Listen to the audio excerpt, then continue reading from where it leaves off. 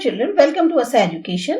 आज हम कर रहे हैं chapter 13 human resource, social science book grade 8 से। लोग जो होते हैं वो किसी भी कंट्री की, किसी भी नेशन के सबसे बड़े रिसोर्स यानी संसाधन होते हैं। प्रकृति की जो खूबसूरती है वो तभी महत्वपूर्ण है जब लोग उसको अपने लिए उपयोगी पाएं। लोग ही हैं जो इन को रिसोर्सेज की फॉर्म में कन्वर्ट करते हैं। जैसी उनकी अपनी डिमांड होती है, जैसी उनकी अपनी काबिलियत होती है, उसके अकॉर्डिंग इनको जो है वो अपने लिए उपयोग में कन्वर्ट करते हैं। तो हम कह सकते हैं कि जो ह्यूमन रिसोर्स है वही अल्टीमेट रिसोर्स है। हेल्दी, स्वस्थ हो, पढ़ा लिखा हो और जो इंस्पायर करने वाला हो, लोगों को प्रेरणा देने वाला हो, वो जो है डेवलप करते हैं सोर्सेज अपनी खुद के रिक्वायरमेंट के अकॉर्डिंग। तो ह्यूमन रिसोर्स जो है वो भी इवनली तौर पर डिस्ट्रीब्यूटेड नहीं है पूरी दुनिया में जैसे बाकी और रिसोर्सेज हैं। इनका educational level, age, gender, number और कैरेक्टरिस्टिक्स सब कुछ जो है एक दूसरे से फर्क होती है। अब देखते हैं सबसे पहले डिस्ट्रीब्यूशन पॉपुलेशन का।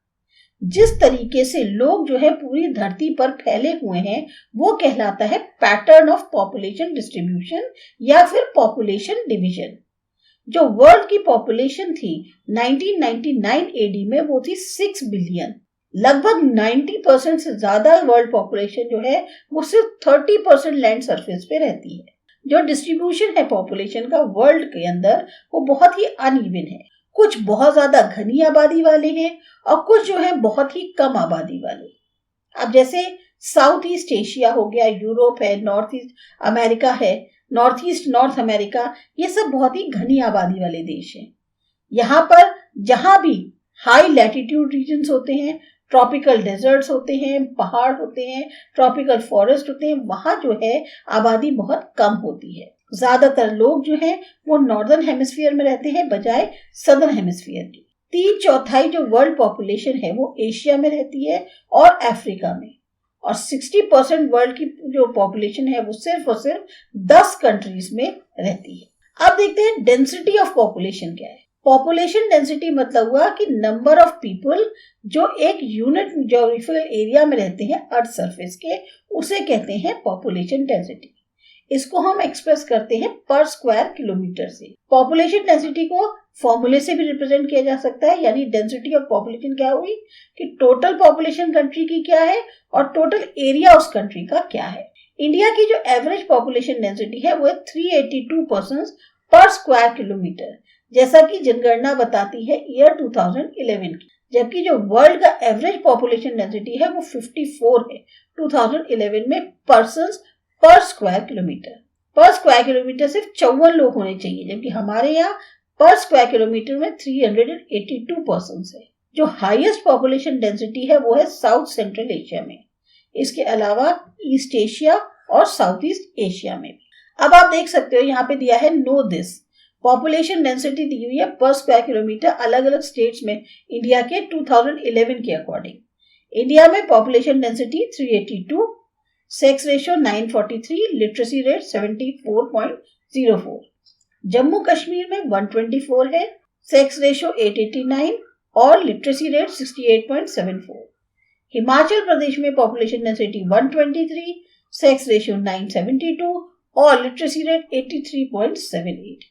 पंजाब में पॉपुलेशन डेंसिटी 551, सेक्स रेशियो 895 और लिटरेसी रेट 76.68।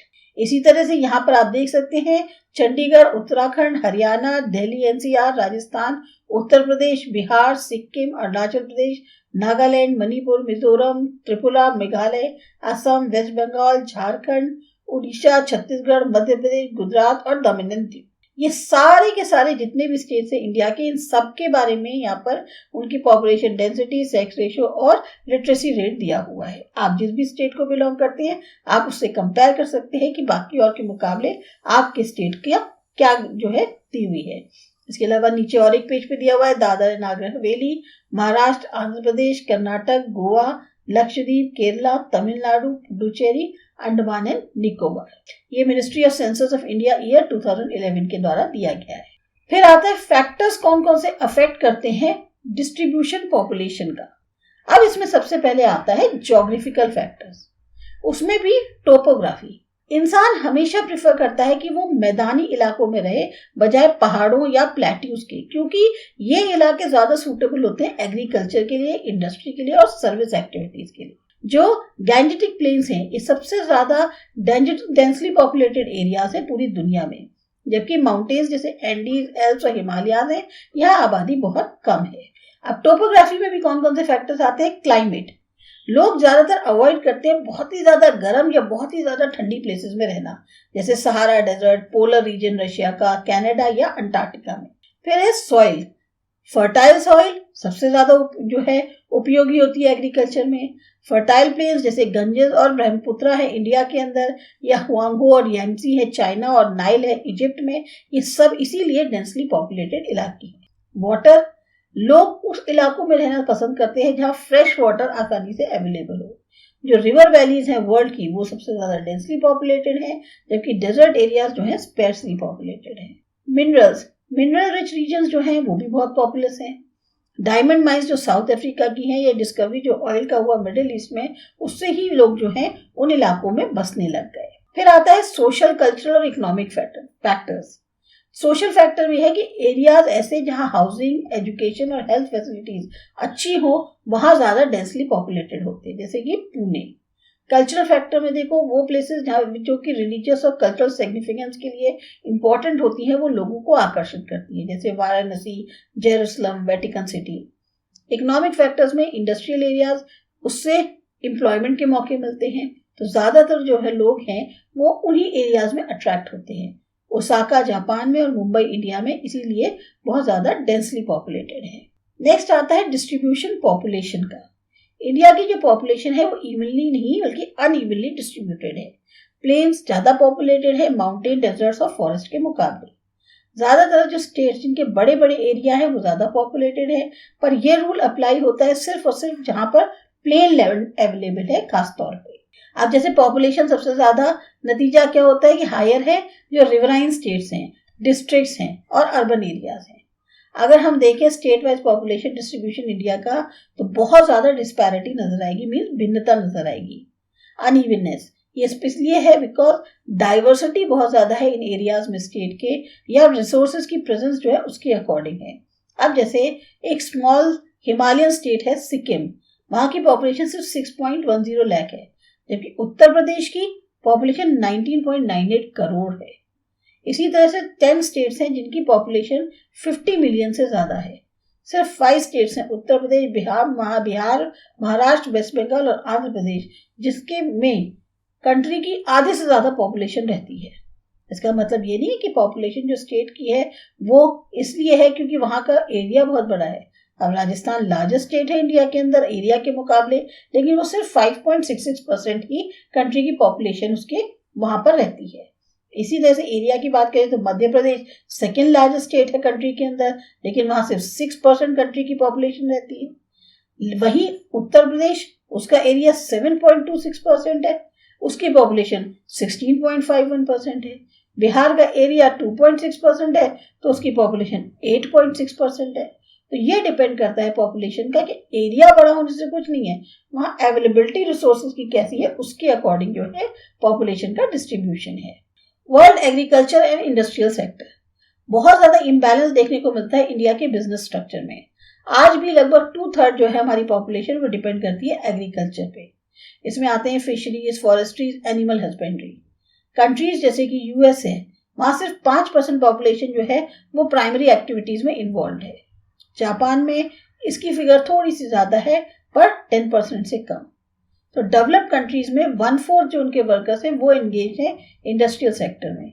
ये सेक्टर बहुत इंपॉर्टेंट है क्योंकि ये डायरेक्टली रिस्पॉन्सिबल है ग्रोथ वैल्यू के लिए। ये नेशनल वेल्थ और इनकम दोनों बढ़ाता है। इंडिया के अंदर 10% पॉपुलेशन जो है वो एंगेज है इस इम्पोर्टेंट सेक्टर में, जब क्योंकि कैपिटल की कमी है, मॉडर्न टेक्नोलॉजी की कमी है और इसी के कारण ये सब बहुत बाधा बनते हैं। 1/4 जो हमारी टोटल लेबर फोर्स है कंट्री के अंदर वो जुड़ी है थर्ड सेक्टर से, यानी कि जो सोशल फैसिलिटीज है, health, education, transport, communication, banking, insurance, entertainment, arts, इन सब से जुड़ी हुई है। तो ये चीज बिल्कुल क्लियर हो जाती है कि अंडर एम्प्लॉयमेंट जो है वो बड़े जो हिस्सा है एग्रीकल्चर सेक्टर का वहां पर है। हमें कनेक्ट करना होगा इसको दूसरे सेक्टर के साथ, ताकि ग्रॉस नेशनल प्रोडक्ट जो है वो बढ़ सके और उसका नतीजा क्या होगा, नेशनल इनकम बढ़ेगी। अब यही एक अकेला तरीका है कि लिविंग स्टैंडर्ड जो लोगों की है हमारी कंट्री के अंदर उसको बढ़ाया जा सके। जो प्रपोर्शन है पॉपुलेशन का वो डिपेंड करता है एग्रीकल्चर पर हमारी कंट्री के, और ये है लगभग 66%। जो लोग एंगेज हैं सेकेंडरी और टर्शरी सेक्टर्स में ऑक्यूपेशंस में वो 13% और 20% है। इंडिया में ज़्यादा से ज़्यादा यंग पॉपुलेशन है बाकी और कंट्रीज के कंपैरिजन में।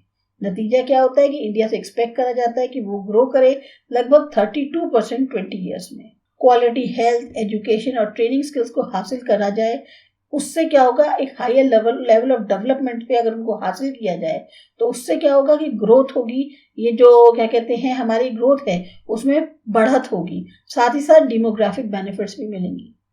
फेवरेबल एनवायरनमेंट क्रिएट होगा जिससे और तेजी से ग्रोथ होगी इकोनॉमी में। साथ ही साथ ये खाली ग्रोथ ही नहीं करेगा, एक एक्सीलेंट तौर पे एम्प्लॉयमेंट अपॉर्चुनिटीज भी देगा, ताकि जो यंगस्टर्स हैं उनकी जो एस्पिरेशंस हैं उनको पूरा किया जा सके।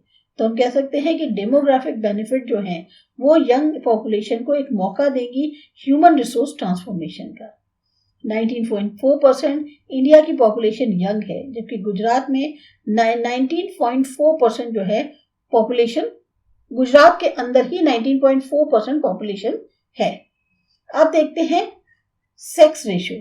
जो रेशियो है फीमेल्स का पर 1000 मेल्स उसे कहते हैं सेक्स रेशियो, और इसको एक्सप्रेस किया जाता है formula population of female upon population of male into 1000। Proportion males का ज्यादा है कंट्री के अंदर। शुरुआत में 20th सेंचुरी के सेक्स रेशियो जो इंडिया का था वो 972 फीमेल्स पर 1000 मेल्स था। यह है 1901 की बात। अब आज की डिकेड्स में ये रेट जो है गिरता जा रहा है, थोड़ा सा बेहतर हुआ है पिछले दशक से, अभी 943 है 2011 AD में। केरला में सेक्स रेशियो है 1084, जबकि पुडुचेरी में है 1037। तो यहाँ जो है सेक्स रेशियो विमेन के फेवर में है। लिटरेसी रेट जो है, अगर किसी भी इंसान का जो एज ग्रुप है 7 इयर्स है या उससे बड़ा है और वो पढ़ सकता है, लिख सकता है किसी भी लैंग्वेज को, तो वो जो है पढ़ा लिखा माना जाता है।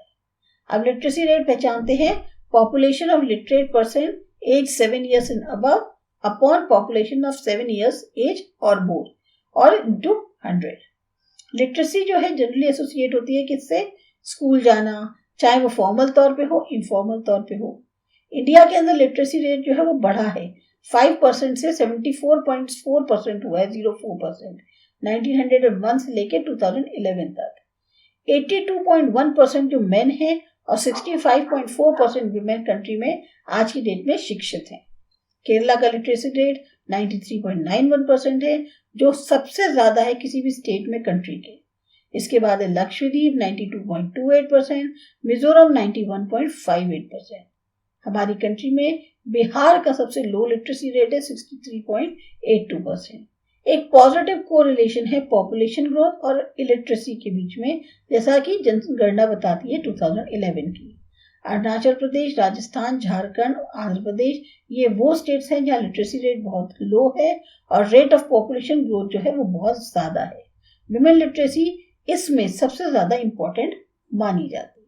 तो ये था आपका चैप्टर, आपको अच्छा लगा, समझ में आया, सब्सक्राइब करिए आसा एजुकेशन। बाय।